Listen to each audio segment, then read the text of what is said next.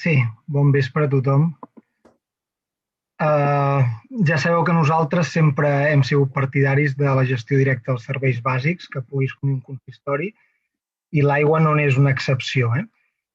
No és tant pel cost que suposa actualment. Efectivament, tal i com va comentar el tècnic, l'aigua representa actualment per als habitants de Sant Celoni i la Vall-lloria un percentatge molt baix de la despesa domèstica, molt per sota de l'electricitat. També pels comerços, després entrarem en les puntualitzacions sobre els valors absoluts d'aquest increment. El nostre propòsit quan demanem assumir la gestió directa té una mirada llarga. És a dir, la crisi climàtica és un concepte, ja ho hem dit a vegades, un tant abstracte, però va tenint els seus impactes en la vida de les persones. Avui, per exemple, el preu de la llum és notícia cada 2x3. També en matèria de residus, anys enrere ningú pensava que el preu de la tona de rebuig assoliria els valors que està assolint actualment, i és d'esperar que el cost de no reciclar encara s'enfili més quan la Unió Europea comenci a sancionar. Entenem que l'aigua està en la mateixa tessitura.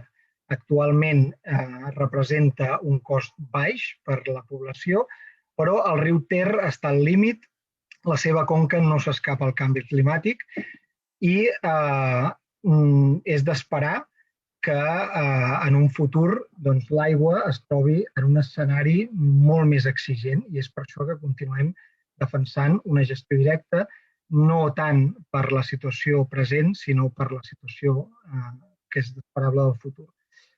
Dit això, entenem les motivacions jurídiques d'aquesta ordenança, entenem també que l'increment del cost no ha tingut cap impacte en les tarifes des del 2016, i l'increment és raonable. A més està auditat per una empresa que contracta l'Ajuntament i no l'empresa proveïdora d'aigües. En tot cas, des d'un punt de vista ideològic, no podem fer altra cosa que aplaudir que aquest sobrecost no hagi afectat a les tarifes dels abonats domèstics, que és on hi ha la població vulnerable i a risc de desabastiment, sinó que aquest sobrecost hagi eixugat pal·liant aquesta anomalia històrica, en què les activitats econòmiques s'equiparaven a l'ús domèstic, quan les activitats econòmiques poden desgravar les factures de l'aigua d'una altra manera i quan, a més, formen part del model de producció. En el cas d'un bar, forma part de la matèria prima, igual que el cafè o qualsevol altra cosa. Efectivament, també ens va sorgir la pregunta de quina càrrega suposava això pel sector de la restauració, que ho ha passat molt malament, i vam veure que, en valor absolut, aquest increment suposava aproximadament, en el cas d'entitats comercials que tinguin un baix consum, suposava aproximadament uns 15 euros d'increment al trimestre. Estem parlant de menys de 10 euros al mes en una matèria prima que pot ser igual com qualsevol altra que es fa servir per generar un model de negoci. I en el cas dels grans consumidors, representava aproximadament un 30 euros al trimestre, és a dir, uns 10 euros al mes, més o menys.